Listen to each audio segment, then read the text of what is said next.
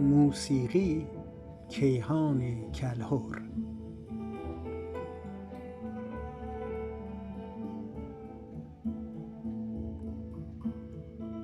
راز مرتضی رضوان.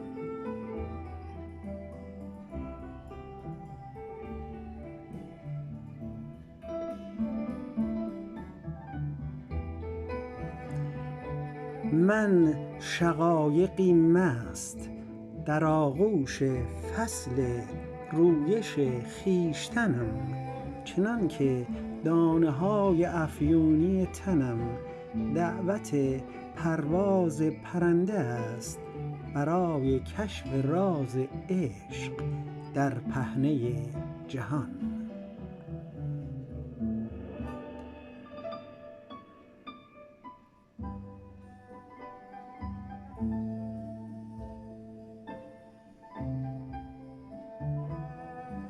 خورشید با نوازش تنم به سرو میگوید سایه یائسه تن همیشه سبز بی فصلت را از چمن برگیر، که فریاد و آواز نوباوگان بهار و چمن کوی و برزن و تمامی شهر را گرفته است.